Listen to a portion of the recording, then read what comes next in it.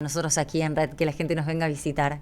Está con nosotros Celia Machado, integrante de la agrupación Defensa de la Costa, y también Claudio Pérez Lindo, que es integrante de la misma agrupación. Tenemos varios temas para charlar, pero bueno, más que nada queríamos arrancar por el terraplén Garelo, ¿no? Porque se estuvieron licitando los trabajos, igualmente venimos de años, meses de sequía y estábamos reclamando, ¿no? Que por qué no se aprovechaba, por qué no aceleraban los trabajos, justamente aprovechando esta bajante del río para concretar las obras. Por el momento simplemente se conocen las empresas que se presentaron y que se van a realizar las obras, pero los trabajos no comenzaron, ¿no? Hola, buen día a los dos. Buen día, ¿cómo estás?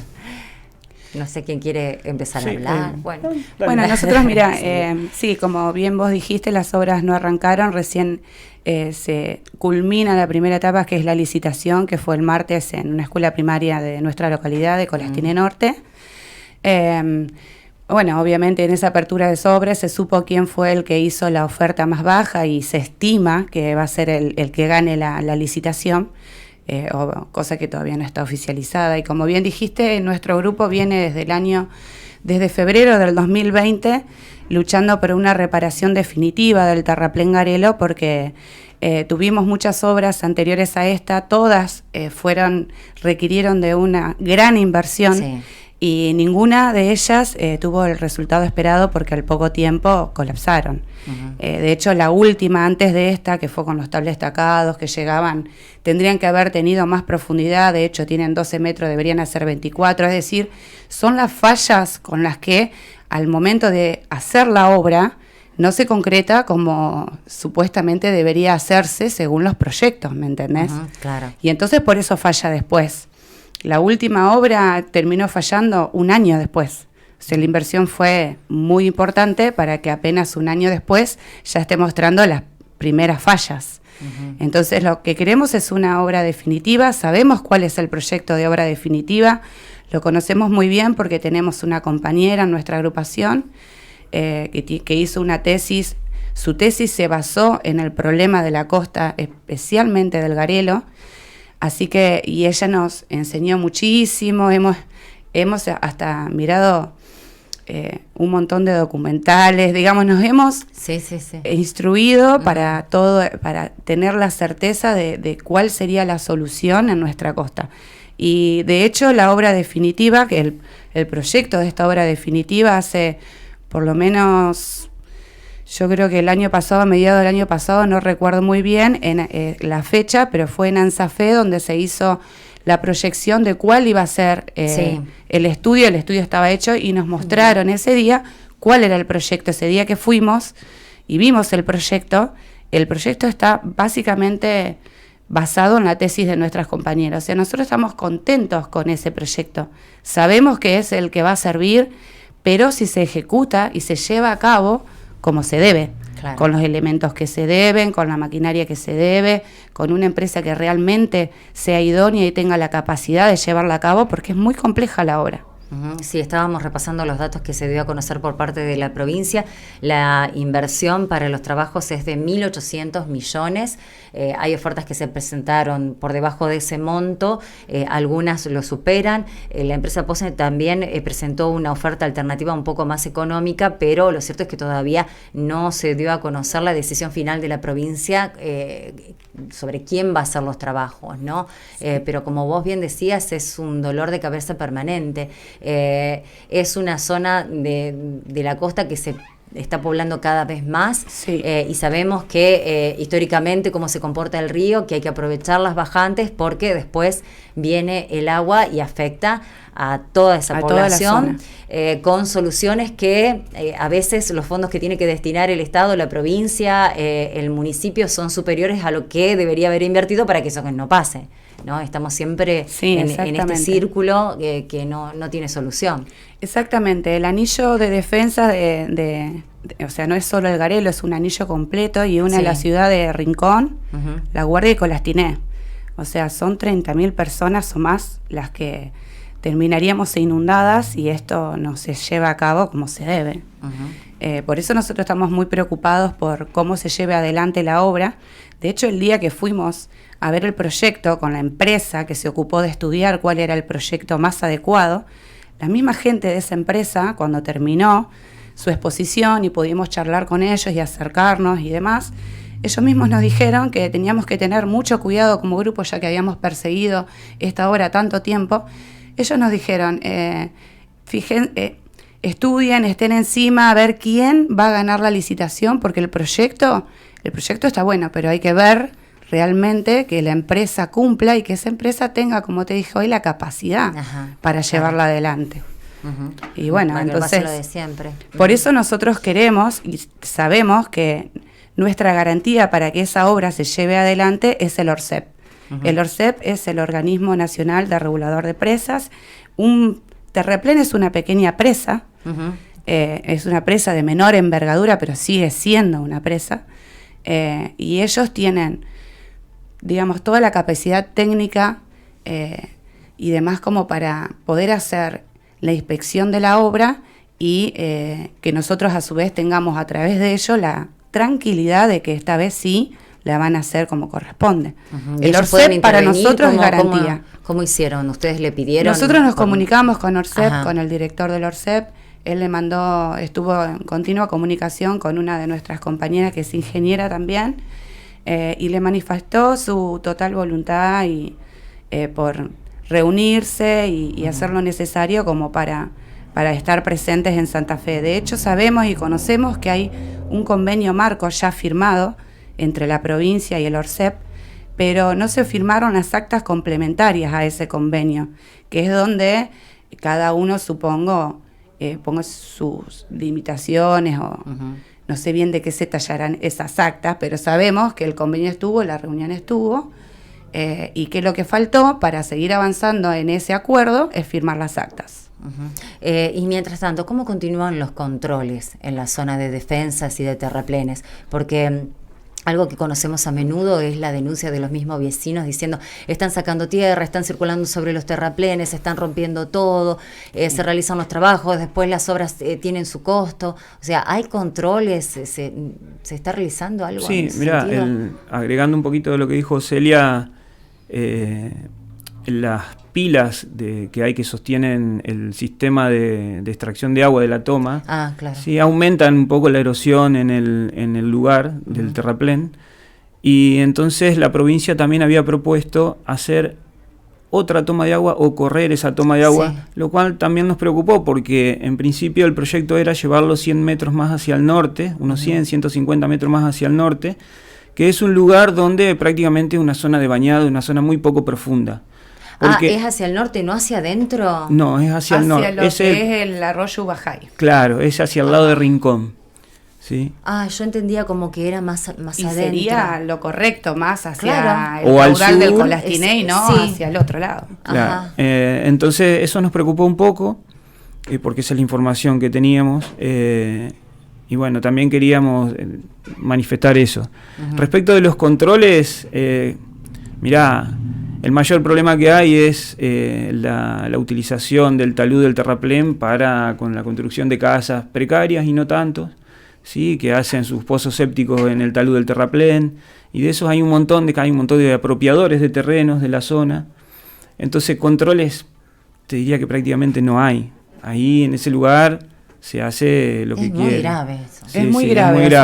Es muy grave. Mira, para los que nos criamos ahí, como nosotros dos, recontra acostumbrados a querer ir a pasear al río, a poder caminar por la costa, no lo podemos hacer más. No lo pudimos hacer nunca más, porque desde gente que tiene emprendimientos hasta gente que realmente no tiene dónde vivir, ¿sí? Se ocupa los lugares. Entonces nosotros no podemos ir más con nuestros hijos a recorrer la costa del río, a ir a pescar, no lo podemos hacer, a tomar mate no lo podemos hacer, porque es como que uno está invadiendo la propiedad de otro, y sabemos que no es así. Sabemos que ese lugar no tiene un dueño, sin embargo no lo podemos hacer. Así que controles nosotros no hemos visto, más que la denuncia de vecino, que a veces parece una tarea que no lleva a nada, porque uno hace las denuncias, tiene un número de expediente y entra en un saco roto. Claro, entra en un limbo y nunca pasa nada.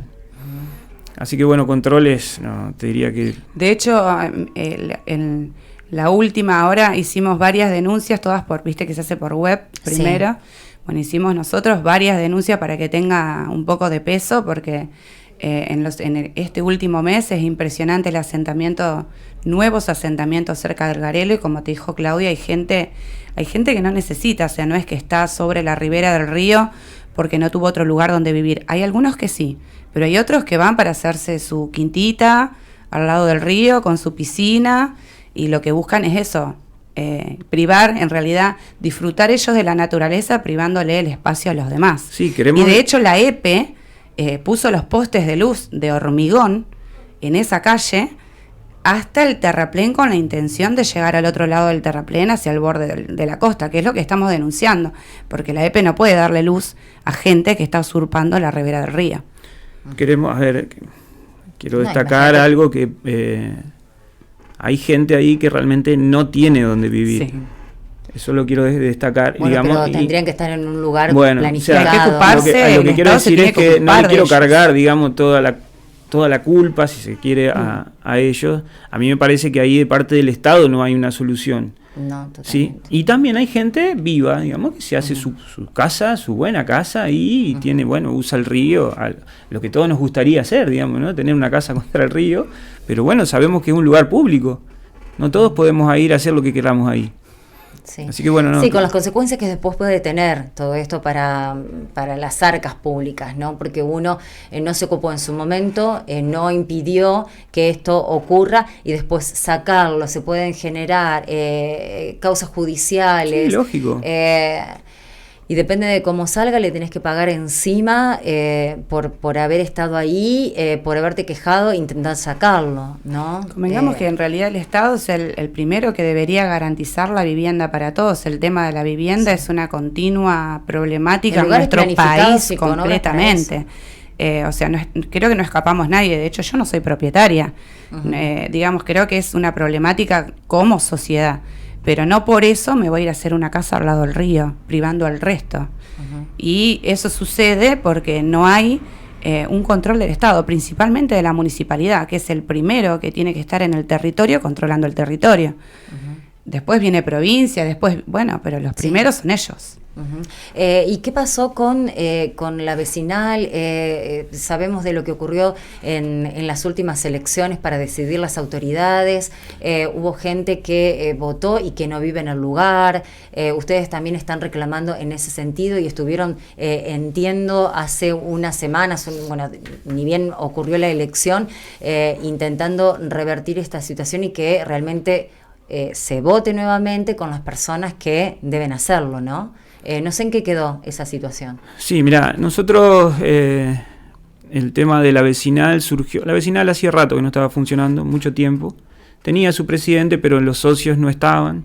Entonces, una vecinal debe tener socios, digamos, si no, no puede funcionar. Nosotros tratamos de recuperarla, y justamente para tratar de resolver todos los problemas que estábamos hablando recién. Queríamos canalizar todos los problemas a través de la vecinal. Todo fue para adelante. La municipalidad propuso una normalizadora, ¿sí? Se llevó adelante el proceso de normalización, hubo pasos que había que ir cumpliendo. Y y en ese momento vimos que empezaron a aparecer gente, ¿sí? que nosotros sabemos, vinculadas a algún partido político. Pero dijimos, está todo bien, digamos, sabemos que pertenecen a un partido, pero vienen a la vecinal. Claro. El asunto es que a partir de ahí empezaron a surgir irregularidades en el proceso, sobre todo con la conformación del padrón. En la conformación del padrón, el reglamento era que podía haber un porcentaje del 25% de gente que vive fuera de la jurisdicción de la vecinal, siempre y cuando acredite, ¿sí?, algún papel que tenga algún impuesto, algo que tenga un interés en el lugar. Por ejemplo, una casa de fin de semana, claro, un negocio. Perdón, y además dice, porque es importante, porque eso es lo que está todo el tiempo en disputa, el tema del porcentaje, es un 25% de socios activos. Claro. O sea, en ese punto es claro, es decir, de socios activos, el 25%. Los socios, la normalizadora, para calcular ese porcentaje de gente de fuera de la jurisdicción, lo que hizo fue, una vez que fueron a votar todas las personas que quisieron ir a votar, asociarse, perdón, todas las personas que quisieron ir a asociarse, una vez que las tuvo todas, con eso calculó el 25%, o sea, que además de toda esa gente que también, ahí adentro había gente de fuera de la jurisdicción, además de eso, sumó un 25% más también de fuera de la jurisdicción, ¿sí? Cuando lo que debería haberse hecho es, de la gente que vive dentro de la jurisdicción y se fue a asociar, se calcula un 25% y esa es la gente que puede venir desde afuera.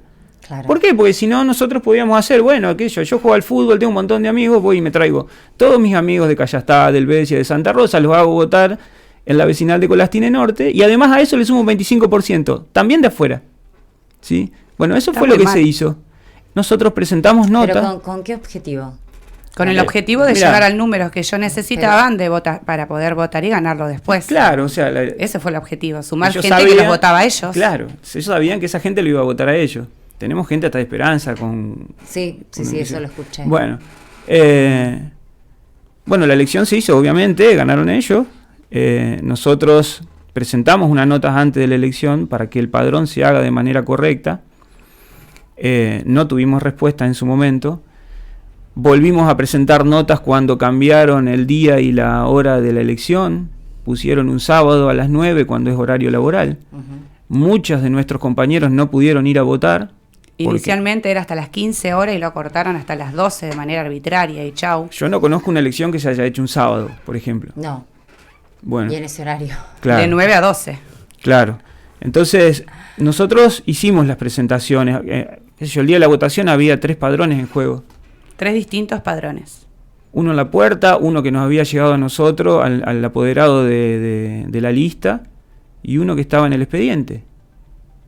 Entonces, eso nos llama mucho la atención, y sobre todo caímos más en la cuenta cuando empezamos a ver, te habrás enterado que, por ejemplo, el Club República del Sur tuvo el mismo problema, el Club San Cristóbal tuvo el mismo problema, la lista que se quedó con el Club San Cristóbal se llama Juntos por el Verde. A esto, no, a ver, a mí la verdad no me interesa la ideología política de nadie siempre y cuando se quiera hacer cargo, pero lo que no podemos hacer y no podemos dejar es que un partido político se apropie de una vecinal, porque eso está expresamente prohibido por el convenio marco de las asociaciones vecinales. No se puede tener ningún partidismo político porque es de los vecinos. ¿Sí? A ver, nosotros tenemos nuestra ideología. Allá de la ideología de cada vecino, ¿no? Nosotros la tenemos. A nosotros no nos va a encontrar en ninguna lista nunca. ¿Sí? ¿Qué sé yo? En la comisión de la lista que ganó, hay una, es candidata a senadora por el departamento Garay. ¿Sí? Entonces, encima por el departamento Garay. Lo cual también me llamó la atención. O sea, ni siquiera el departamento de la capital, es evidente que ni siquiera corresponde a la zona y bueno. Pero bueno, probablemente se fue a vivir ahí. Pero bueno, llama la atención. Llama la atención. Bueno, y más allá de cuánto hace que están denunciando todo esto, ¿no tiene ninguna respuesta? Tuvimos una reunión el viernes a las 11 de la mañana en la IGPJ, pero porque nos presentamos. Quiero aclarar algo. Sí. Quiero aclarar algo con la reunión, y le agradecemos la reunión a la señora Estrata. La reunión se dio porque nosotros nos presentamos el día de la licitación, el día de la apertura de sobres, de la obra del Garelo. Nos presentamos ahí porque queríamos aprovechar los medios de comunicación y contarle lo que había pasado. Y la reunión se dio por eso, porque tenían cierto miedo, entre comillas, de que nosotros hagamos algún escándalo, lo cual era imposible. Nosotros no íbamos a hacer eso en el acto donde se iba a presentar el gobernador. Entonces ahí logramos una reunión, en el instante, cuando nunca habíamos tenido ni siquiera una respuesta a las notas que habíamos presentado. Sí, bueno, con la reunión con la señora Estrata nos enteramos que de las notas que habíamos presentado, una tuvo respuesta no para nosotros, sino para la normalizadora. A nosotros nunca nos respondieron. ¿Sí? Entonces, en esa respuesta a la normalizadora, la profesional que llegaba adelante el expediente le dice que tenía que redeterminar el padrón. ¿Sí? Que había que redeterminarlo. Entonces, cuando nosotros vemos el expediente y le preguntamos a la señora Estrata dónde estaba la redeterminación, no está. ¿Y por qué siguió el proceso? Claro. ¿Y por qué siguió el proceso? Fue la pregunta, digamos, porque, nosotros hacemos un trabajo, nos equivocamos, no podemos seguir, corregimos el error y después seguimos. No, porque nadie pidió que se suspenda. a ver, nosotros hicimos notas también pidiendo la suspensión. Y bueno, y la respuesta fue en ese momento, no por escrito ni nada, en ese momento por la señora, que no habíamos aplicado los términos jurídicos necesarios en las notas, que debíamos haber ido a un abogado. Cuando para nosotros porque una cuestión de vecinos, las notas no son súper claras. Claro. Hay cosas que ellos administrativamente pueden hacer y cosas que no. Pero en todo caso, si una nota no es clara, lo que tenés que hacer es responderla pidiendo más información. Exacto. Y expresando y comunicando, aclarando de forma inmediata, teniendo en cuenta los tiempos y cómo viene el proceso, advirtiéndote de esta situación. Exacto, fue lo que le dijimos. Tienen que... claro, contar con la ayuda de un profesional para su redacción, o no está claro tal y tal y tal punto. Exacto. Y pedir más información. O exacto, esto que pero ustedes la respuesta piden fue que ellos no asesoran. Claro. El trabajo de ellos no es asesorar, y eso implica asesorarnos de que había que confeccionarla o usar otras palabras o buscar un profesional. Cuando yo sé que en otros ámbitos de la provincia, cuando se manda una nota pidiendo por algo, si no corresponde a ese lugar, se notifica, se llama por teléfono y te dice, mira, esto no lo tenés que pedir acá, esto no corresponde, esto no, esto así no es. Sí, hay una respuesta, no puede quedar en el limbo. Bueno, a eso fue lo que nos pasó. Porque vos estás esperando la respuesta. Exacto. O sea, entendiendo como que hiciste todo bien. Todo bien. Y no sabiendo en qué fallaste. La falta de respuesta y el paso del tiempo, ¿qué haces? Volvés a ingresar una nota en el mismo lugar. Hasta que, bueno, a alguien se le... cae la idea de si respondan o esta nota tiene que ser enviada a, o notificar, miren, este reclamo corresponde presentarlo en tal, derivamos a esta área, notificarlos de qué hicieron con eso. Además nosotros fuimos en 3 oportunidades a la IGPJ personalmente. La última vez fui yo la que fui para hablar con la profesional que tenía el expediente, le esperé 1 hora, porque siempre que íbamos y preguntábamos por el expediente, nos decían que el expediente no estaba, que lo tenía la profesional. Es decir, nosotros nunca lo pudimos ver. Se supone que tiene que estar en mesa de entrada y que te lo tienen que dar para que vos lo puedas. Exacto.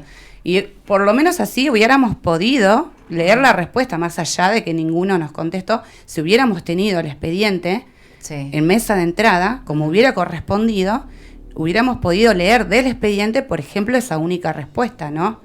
Y la profesional a cargo, una de esas veces la esperé 1 hora y lo único que me dijo fue, ya te van a contestar. Siempre el IGPJ contesta y sin embargo nunca nos contesta. Es un organismo provincial. Por supuesto. Sí. Bueno, cuando vos lo presentás te tienen que comunicar el número de expediente. Sí, lo tenemos. Y hay supuestamente un lugar donde se sigue el expediente. Tiene que por lo menos aparecer eso. Sí. Pero si no, y tienen plazos para responder también. Sí. El expediente se puede seguir. Vos podés seguir los movimientos del expediente, pero no podés ver la resolución. Exacto, ese es el punto. Entonces, para saber qué pasó, uno tiene que ir a la IGPJ o te tienen que responder por escrito, por mail, por carta, por lo que sea. Bueno, eso fue lo que no tuvimos. Nosotros podíamos llegar a ver los movimientos, pero ¿de qué nos servía? Pero de verdad que es algo normal y que tiene que ocurrir, notificarte si necesitas más información. O si algún punto no está claro. Claro. Así es. Bueno, entonces... Ahora la única que nos queda es, bueno, recurrir, digamos, a algún profesional, algo que para ver cómo seguimos. Porque esa fue la respuesta. Ellos validaron el proceso y la respuesta fue, bueno, vos podés hacer la demanda en el fuero judicial. Porque hay argumentos reales, pero nosotros no podemos hacerlo. O sea que nosotros tenemos que ir directamente a un abogado y hacer una demanda. Sí, la pregunta que me hago a esta altura es, más allá de que, bueno, se hayan definido las elecciones de esta forma totalmente irregular, la gente que está a cargo de la vecinal, ¿está cumpliendo con los reclamos? ¿Está avanzando en este sentido? ¿Se está ocupando de todas esas cosas? Sabemos que lo único que han por lo menos publicado hasta ahora es el tema de la velocidad en la ruta, que no es algo que no nos preocupe, pero principalmente creo que tenemos otras cuestiones en la costa que son... Pero todas estas cuestiones de los asentamientos, de lo que está pasando, no estamos enterados. Porque vos decís, bueno, no ganamos las elecciones, pero la gente que lo ganó sí se está ocupando, está haciendo los reclamos, bueno, Perdón, seguís sumando y seguís acompañando, pero si no lo hace... Quiero aclarar algo para que no se crea que cargamos todas las tintas en la provincia, en este caso en la IGPJ. Todas las notas que nosotros presentamos en IGPJ se presentaron por mesa de entrada en la municipalidad. También, sí. Tampoco jamás contestó la Dirección de Asuntos Vecinales de la municipalidad. Nunca contestó tampoco las notas, ¿sí? Esto para que no se crea que nosotros cargamos las tintas sobre la provincia, no, nada que ver. Nosotros presentamos las mismas notas y las tenemos selladas, con número de expediente y todo, en la municipalidad. Nunca fueron contestadas, nunca nadie nos recibió tampoco. Nunca nadie se dignó a llamarnos, che, a ver qué pasa con esto. Porque desde la MUNI. A una buena voluntad, porque nosotros le pedimos a la encargada de vecinal, la encargada política de ese momento de vecinal, Cristina Di Filippo, por favor que cambie el horario de votación. Lo mínimo, algo de buena voluntad. No, tampoco. O sea, ni siquiera buena voluntad tuvimos, porque el día se podía cambiar. No era tan complicado administrativamente. Sí, obvio. Bueno, ni siquiera eso tuvimos, ni siquiera esa respuesta. Hasta que vimos que, bueno, la lista ganadora se saca fotos dentro de la municipalidad asumiendo como vecinal. ¿Sí? Eso fue lo último que vimos nosotros en la municipalidad. Bien, ¿cómo continúan ahora? ¿Cómo se sigue? Bueno, lamentablemente vamos a tener que gastar plata en nuestro bolsillo, digamos, a pagarle a un profesional, que era lo que no queríamos hacer. ¿Sí? Vamos a tener que molestar a algunos vecinos, algunos que nos quieran acompañar para poderle pagar a un profesional. O algún vecino que sea profesional y se ponga las pilas. Sí, lo que pasa es que tiene que tener, más allá de eso, tiene que ser un profesional que está empapado de los temas que tienen que ver con asociaciones civiles. Sí, la parte administrativa esa, porque no todos lo hacen. Así que bueno, es la única herramienta que tenemos y vamos a ver cómo lo encauzamos, pero sí, es la idea. Es la idea no dejarlo así, sino... nosotros creemos que el reclamo y la lucha que están haciendo es justa, sobre todo porque vemos que es una zona que se está poblando cada vez más, que, como lo decíamos al principio, lamentablemente lo está haciendo sin tanta programación y planificación, sin controles, y eso perjudica a mucha gente laburante que vive desde siempre ahí y que buscaba un lugar un poco más tranquilo, en contacto con la naturaleza, buscando otro tipo de vida, ¿no? Y lamentablemente todo ese proyecto, ese sueño para muchos se está cayendo a pedazos. Entiendo que ustedes no están impidiendo que otra gente vaya a vivir allá, ni que el lugar se amplíe, pero que se haga de una manera planificada. Por supuesto. ¿no? Y con todos los servicios y sin romper lo que hay. Eso es lo que cualquiera... Planificar, digamos, o sea, hacer el crecimiento tiene que ser con una planificación, tiene que estar la municipalidad más presente en todas estas cuestiones, porque si no, en cualquier lugarcito se lo ocupan y chau, o sea, no es así. Después, como bien dijiste vos, ocurren un montón de problemas después para sacar a la gente, que además tiene alguno la necesidad real y otro no, pero es todo un tema. Y más cuando le das legitimidad llevándole los servicios. Claro, como lo que te estamos diciendo de los postes de luz. ¿Puedo aprovechar para mostrar un mapa? Sí, a ver, Martín, si lo podemos ver bien, si no... A ver si se ve... Ahí se ve bien, ahí yo lo veo bien, pero no sé, que nos diga Martín, ¿cuál quieres mostrar? ¿El amarillo o el que está abajo? Mira, la zona que está en amarillo es la jurisdicción de la vecinal de Colastine Norte. ¿Sí? Sí. Los puntos en celeste... Sí. Es la gente que votó o que se asoció dentro de la jurisdicción de la vecinal. Los puntos en rojo es toda la gente que vive fuera de la jurisdicción. Y que votó. Y que fue aceptada como socio en la vecinal de Colastine Norte. ¿Sí? Sí. Ahí estamos viéndolo bien y se distinguen muy bien los colores para aquellos que nos están viendo por YouTube. Me parece que queda claro. Y si nos están escuchando, bueno, después vean la cápsula, pero se muestra muy bien la cantidad de puntos que hay por Y ahí fuera. No aparece el de Esperanza, pero bueno, porque quedaba muy lejos. Una fotito adjunta tendrían que entregar. Pero bueno, nosotros tenemos las puertas abiertas, obviamente que los acompañamos en este reclamo porque uno ve que están usando el tiempo de su trabajo para simplemente pelear por seguir viviendo tranquilos, ¿no? Y como decíamos, con una planificación y que toda esta situación tan irregular no nos salga caros después a todos. Porque encontrar una solución o revertir a veces las consecuencias de colocar orden y de planificar la ampliación de un lugar, de una localidad, de un pueblo, después lo terminamos pagando todos. Aclarando que estamos de licencia para hacer esto. Sí. no es que nos fuimos. No, está muy bien. Igualmente son actividades que entiendo están previstas. Sí, por suerte tenemos esa posibilidad, porque hay otros trabajos donde, bueno, podés tomar el día para ocuparte, por más bueno que sea lo que quieras hacer. Tenemos por suerte igualmente esa no posibilidad. Digan, voy a hacer 5 minutos, voy a hacer una nota rec porque después vienen acá y nosotros los raptamos por media hora. No, les agradecemos, sí.